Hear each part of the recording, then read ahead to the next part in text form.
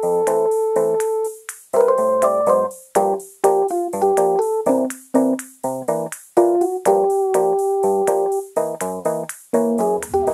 Deka Friend, kembali lagi bersama kita di Kongko Podcast. Dan aku Intan. Yang ngomong-ngomong, di sini hostnya baru loh. Siapa? Ya, kenalin, nama saya Krisna, biasa dipanggil Ojak. Oke, langsung aja. Nih. Oh ya, di sini sebelumnya kita perkenalan dulu ya sama kakak-kakak di sini. Mulai dari Sebelah sana aja. sebelah sini aja. Oke. Halo, nama aku Nisma. Aku dari Subang, angkatan 22. Aku Brian dari asli Bandung sih. Perwakilan angkatan 23. Halo, aku Faris, angkatan 20 asli Bandung. Lepas. Kalau aku Maulana dari perwakilan 21 asli Garut. Kan sebelumnya kan beda-beda daerah nih. Nah, apa sih culture shock selama di Bandung gitu? Atau selama kuliah di Bandung? Mulai dari Kanisma. Kalau aku sih nggak ada. Selama ini kayak aman-aman aja gitu, nggak ada yang berbeda atau bikin aku kaget dengan sesuatu hal. Kalau aku kan asli Bandung ya. Terus misalnya kalau dari waktu zaman sekolah kan semuanya sama asli Bandung semua gitu. Jadi ya paling culture shock ketemu orang-orang yang beda doang gitu. Beda dalam hal apa tuh, gimana? Dari mereka kan bukan semuanya asli Bandung gitu, jadi kayak cara ngomong, cara manggil gitu juga berbeda gitu. Contohnya? Contohnya misalnya kalau dari zaman sekolah kan udah biasa ngomong lu gua gitu sama yang lain tuh. Cuman kalau waktu kuliah malah disangka aneh ngomong aku kamu, malah disangka suka gitu. Jadi mulai ngebiasain diri buat ngomong lu gua gitu sama yang lain. Udah sih itu aja. Kalau Kak Faris gimana? Kalau aku gak biasa nugas sampai subuh sih pas kuliah. Kalau aku culture shocknya tuh ya hampir sama kayak yang lain, nggak ada, cuman salah satunya yaitu yang awalnya nggak suka bergadang tapi masuk kuliah suka bergadang, dan taunya kirain aku Garut tuh Bandung tuh beda gitu sama Garut, dan taunya sama-sama aja sih. Cuman ya kalau di Bandung waktu masuk kuliah tuh cuman beda kan, kalau di Garut yang masuk sekolahnya kebanyakan orang Garut gitu kan. Dan kalau masuk di kampus ini kebanyakan beda-beda gitu dari beda daerah. Jadi nambah teman baru gitu ya dari beberapa daerah. Paling di hati itu kenapa pengen masuk UNPAS gitu? Kalau aku sendiri sih kebetulan dapat beasiswa ya, jadi ya masuk UNPAS juga. Kalau aku sih UNPAS pilihan terakhir kalau nggak masuk negeri begitu. Kalau aku sih hampir sama ya. Cuman bedanya kalau aku karena dulunya SMA-nya Pasundan juga, jadi lihat Pasundan jadi salah satu utamanya gitu, karena ada diskon. Nah betul tuh. Komen. Gua juga Pasundan. Diskon bro. Pas anak Pasundan. Masuk UNPAS aja. Masuk UNPAS. Kakak? Kalau aku tiba-tiba didaftarin abang, jadi aku ya udahlah terima aja gitu. Jadi aku nggak daftar di lain-lain selain UNPAS. Dengan jurusan DKV itu kan tadi didaftarin, itu terima-terima aja gitu masuk DKV. Kalau jurusan sih kebetulan aku yang pengen sendiri, pengen DKV. Cuman kalau untuk kampus ya udahlah bebas. Ternyata didaftarinnya di UNPAS gitu. Terus selama pembelajaran kuliah itu ada gimana sih gitu pengalamannya? Apalagi di DKV ya. Kalau aku awal-awal ngerasa kayak berat banget ya, karena kebetulan emang sebenarnya aku tuh basicnya di bisnis, cuman masuk DKV karena itu tuh nyambung dan prospek kerjanya tuh sangat luas kayak gitu. Jadi untuk awal aku bener-bener ngerasa struggle banget, apalagi aku bener-bener gak bisa gambar sama sekali, ditambah lagi ngeliat orang-orang tuh udah kayak jago banget ngegambar, kadang tuh bikin aku tuh ngerasa insecure. Cuman alhamdulillahnya kebetulan dosen-dosen di situ baik-baik banget yang bener-bener ngajarin kita tuh dari cara ngegaris doang kayak gitu. Jadi lama-kelamaan jadi paham kayak gitu. Asik deh. Kalau Brian gimana? Apanya? Ya pembelajaran selama kuliah, pengalamannya gitu. Buat awal lumayan berat ya, agak sulit buat ngebagi waktunya gitu, kayak sampai bergadang juga kayak yang lain gitu. Tapi makin sini ya lumayan santai, lumayan tenang. Biasanya begadang itu ngerjain apa sih, tugas apa gitu? Kalau awal-awal sih itu ya konstruk, kalau konstruk sama Nirmana dua itu yang Nirmana. ngabisin waktu. Kalau mata kuliah favoritnya apa di DKP? Nirmana? Oh enggak dong. Kenapa enggak tuh? Aduh, enggak deh. Mending yang lain aja. Kalau favoritnya sih logika dasar sama apa itu tuh gambar lanjutan. Oh. Kalau Kak Faris gimana Kak Faris? Banyak logika ya kamu ya. Benar. Iya. Laki berpikir dengan logika, Banyak logika. perempuan dengan non mau Dengan ting. Kenapa DKP? Kenapa DKP? Biar skena lah. Lihat anak DKP kalau gak wibu skena bro. terlalu skena. Kalau buat pembelajarannya sendiri, kebetulan aku kan memang dari angkatan 20 ya.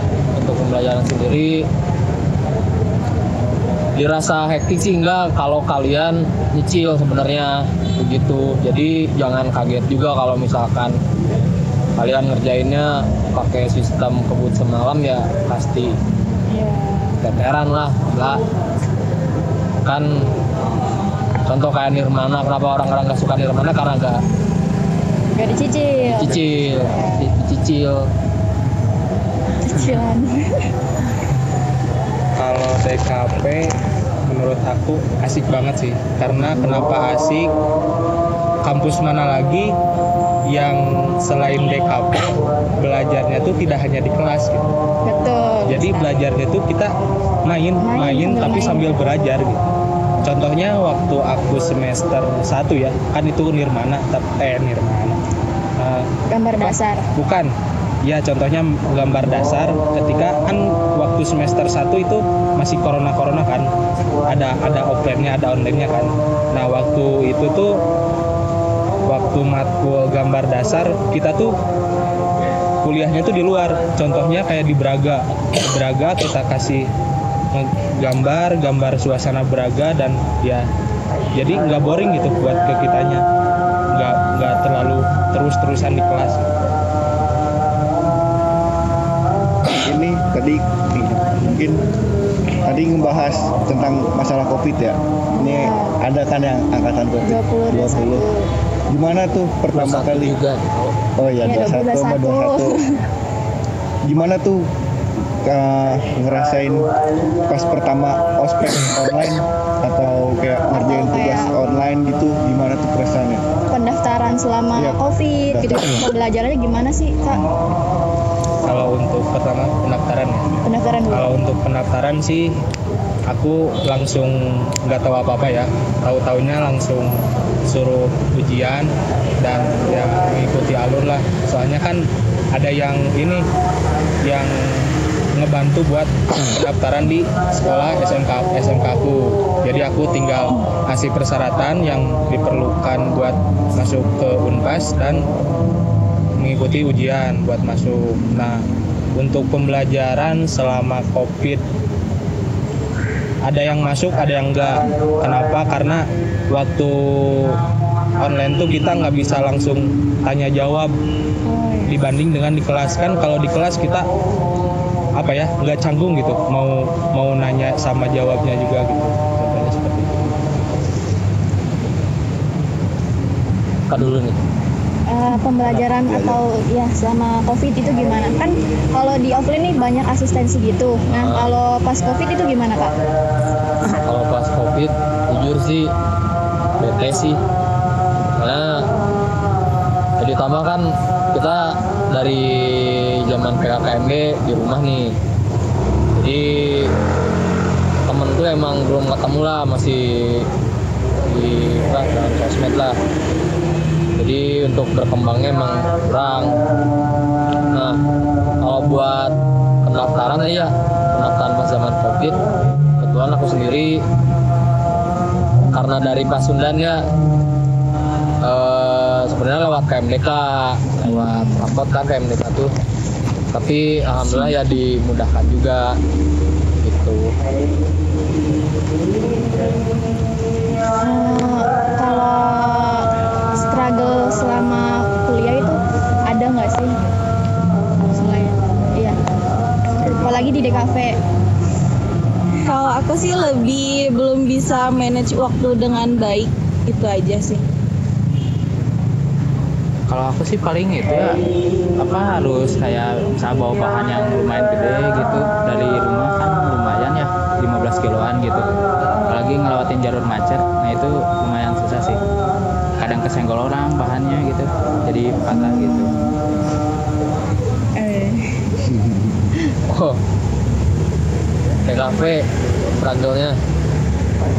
Kalau menurut aku sih ini siapin biaya lah. Masuk TKV harus siap sama biayanya. Apalagi mau TS UAS ya kak. Nah, apalagi kalau mau ujian tuh, apalagi mau TA tuh, sain tuh TA. Kalau buat aku paling ini aja sih, siapin mental sama siapin badan. Dan jangan lupa harus tetap semangat. Semangat. Ini aja. Ini kan dari tadi udah inin tugas, sudah struggle. Ada nggak tempat favorit buat nongkrong atau buat nugas lah?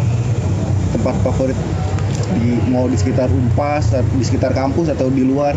Ada nggak sih tempat yang paling bener-bener paling favorit? Kalau buat di Unpas sendiri, contohnya Setiabudi ya. Ya nggak jauh lagi di Meja Batu. Karena tempatnya adem dan wifi di mana-mana lancar. Nih gini nih, buat kalian yang mau masuk Unpas, nongkrong tuh di Meja Batu, enak banget, rewe.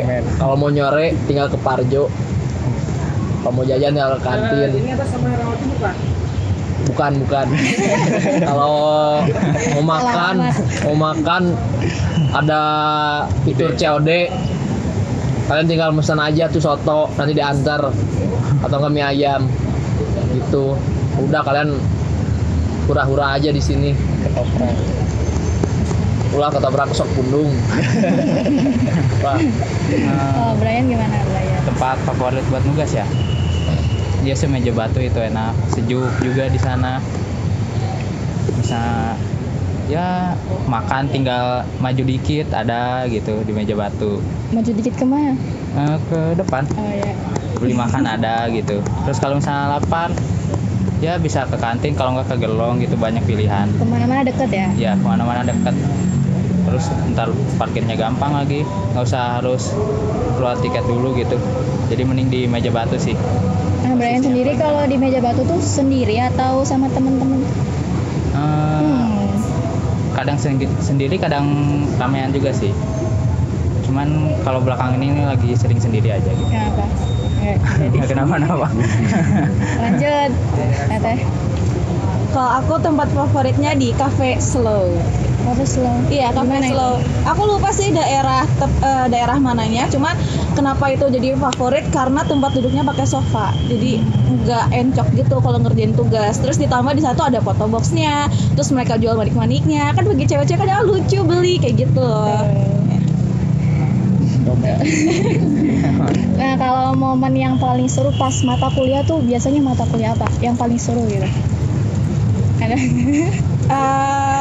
Kalau aku dulu yang paling seru ya, itu tuh waktu ke Kampung Naga. Itu matkul apa ya?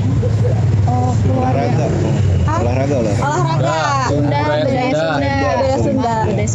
Soalnya kita bener-bener kayak ngerasain gimana zaman dulu gitu loh, dan ternyata asik juga gitu. yang paling seru ya kayaknya iya deh sama itu apa yang budaya Sunda ke Kampung Naga gitu. Apalagi kita kayak kan kamarnya dipilihinnya acak gitu ya, jadi lebih dekat lagi sama yang lain gitu. Terus di sana juga ya bermalam bareng gitu sama yang lain karena kan gak ada listrik gitu, jadi kita mau nggak mau ngobrol jadi makin dekat lagi sama yang lain gitu. Ya aja sih. Kalau Kak Faris Tuh, ngalamin nggak ngalamin Kampung Naga mah soalnya lagi Covid. Paling yang untuk selama ini yang paling seru tugas akhir. semangat kakak. Kalau buat aku matkul yang paling seru itu fotografi itu. Serunya tuh double. Kenapa double? Buat kalian harus tahu fotografi itu serunya karena dapat cuan, bro. Dikasih pertanyaan, suruh jawab langsung dapat cuan, bro. Biasanya kalau fotografi itu suka keluar nggak sih kak pembelajarannya gitu? Kalau buat suka sih, paling kalau yang aku alamin tuh masih di wilayah sekitaran kampus. Cuman ya kalau tugas ya nyari-nyari di luar.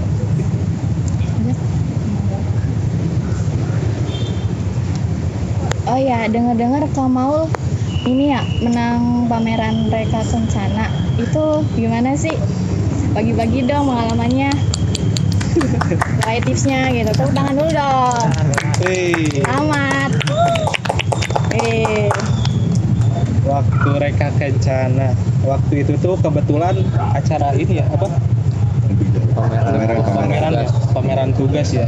Kebetulan waktu Reka Kencana tuh pameran tugas UAS waktu semester 3 ya, waktu semester 3. Nah, kebetulan di Reka Kencana tuh pamerannya tuh tugas UAS, ada beberapa matkul yang dipamerkan dan pameran itu berlangsung berapa hari kan. Nah, waktu pendapatan Reka Kencana tuh di hari terakhir. Nah, di mana Reka Kencana tuh di mana yang kayaknya tuh di ini dipilih sesuai yang ya mahasiswa aktif, mahasiswa ya sering asistensi kayak gitu, dan ya mungkin ditambah-tambahnya yang karyanya juga ya lumayan gitu lah. Karyanya yang oke juga, bisa dibilang oke. Ada tambahan? Tambahan sih enggak nih, mau nanya sama Kang Faris nih. Ini bajunya keren juga nih. Kayak ini coba dong ceritain kenapa bajunya namanya Bernie. Emang itu baju apa gitu? Baju angkatan kah? Baju apa? Udah. Untuk Bernie sendiri, ini adalah band anak-anak nih di sini. Jadi buat kalian yang hobi bermusik, menggambar atau segala macam, di sini emang ada wadahnya. Mau itu berupa pameran atau berupa acara musik juga. Oke. Jadi jangan segan-segan lah untuk masuk ke DKP Unpas. Kalian bisa ngeband menjadi anak skena. Anak DKP pasti skena, bro. Nih, nanya lagi nih. Emang udah berapa album ya namanya ya? Udah berapa album nih? Kalau boleh tahu nih Bernie nih. Set album kebanyakan gila. Nah, Bernie sendiri sedang menggarap EP atau anggapnya album pendek lah gampangnya. Jadi ditunggu aja karya anak-anak kita di platform musik tercinta kalian masing-masing. Nih, sama satu lagi kalau boleh tahu. Nyawai. Bernie itu genrenya apa gitu? Sedikit keras sih, anggap masih bisa mellow sih, lucu-lucuan doang genrenya. Oh iya, mau nanya juga dong Kak Faris. Katanya aktif di luar kampus ya? Bagi-bagi dong pengalamannya. Banyak naon ya.